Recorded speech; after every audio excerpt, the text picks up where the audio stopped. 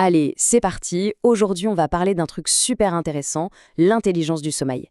Non, l'idée, ce n'est pas de dormir plus longtemps, mais de dormir mieux, plus intelligemment. Le but du jeu, c'est simple, se réveiller enfin en pleine forme, tous les matins. Ça nous est tous arrivé, pas vrai? On se dit, allez, ce soir, je me couche tôt, on fait ses 8 heures, et le lendemain matin, on est complètement à plat, vaseux. Mais pourquoi? Qu'est-ce qui cloche? C'est exactement la question à laquelle on va répondre. Bon, rentrons dans le vif du sujet. Pendant des lustres, on nous a rabâché la même chose. La quantité, la quantité, la quantité. 8 heures de sommeil, c'était le Graal. Sauf que la science, elle, nous raconte une histoire un peu différente. On est en train de passer d'une vision purement quantitative à une approche bien plus fine, centrée sur la qualité. Ce qui compte vraiment, ce n'est pas juste le nombre d'heures passées sous la couette, mais comment on les passe. Et tout ça, ça a un rapport direct avec nos cycles de sommeil naturels. Ok, mais alors, comment on la mesure, cette fameuse qualité?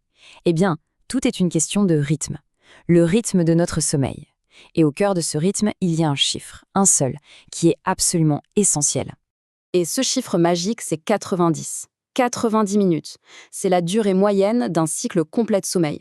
Pas 1 heure, pas 2 heures, non.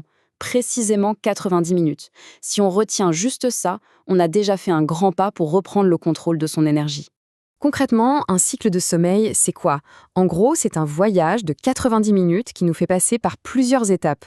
Sommeil léger, sommeil profond, sommeil paradoxal.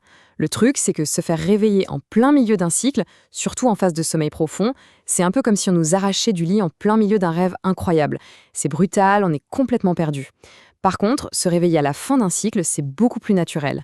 Le corps est en sommeil léger, il est prêt à émerger en douceur. Et c'est là que ça devient intéressant. Ça explique pourquoi parfois, en dormant 7h30, ce qui correspond pile à 5 cycles de 90 minutes, on se sent beaucoup plus frais et dispo qu'après 8 heures de sommeil où on a coupé un cycle en plein milieu. Bon, le concept des cycles est clair, mais en pratique, on fait comment? Eh bien, tout commence par la préparation.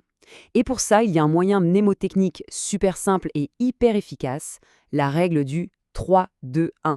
C'est un petit compte à rebours pour bien préparer son corps et son esprit à dormir. Alors, cette règle, c'est simple. Le 3 heures avant d'aller au lit, on arrête de manger. Fini. Comme ça, la digestion ne nous embête pas. Le 2 heures avant, on arrête de travailler.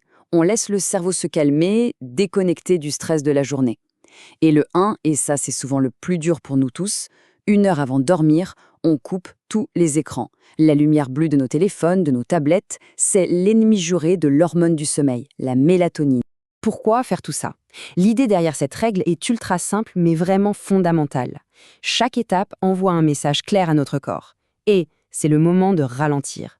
On ne peut pas passer de l'agitation de la journée au sommeil profond en claquant des doigts. Il faut une transition, une sorte de sas de décompression pour que notre système nerveux passe en mode repos. Mais attention, l'intelligence du sommeil, ça ne concerne pas que la nuit. La manière dont on démarre la journée est tout aussi importante pour notre niveau d'énergie. Alors maintenant, on va s'intéresser à ce qui se passe juste après le réveil. Et là, il y a une chose, une seule, qui est non négociable le matin. C'est de s'exposer à la lumière du jour le plus vite possible après s'être levé. C'est, en quelque sorte, l'interrupteur principal de notre horloge interne, notre fameux rythme circadien. C'est un geste tout bête, mais qui change absolument tout. Et les bénéfices y sont énormes. D'abord, cette lumière du matin, ça remet les pendules à l'heure. Ça dit à notre corps « Ok, c'est parti, la journée commence ». Ensuite, ça déclenche un petit shoot de dopamine naturelle. La dopamine, c'est le neurotransmetteur de la motivation, de la bonne humeur. C'est un vrai coup de fouet pour bien démarrer et ça donne le ton pour le reste de la journée. Donc, si on résume, ce n'est pas juste une astuce, c'est un système.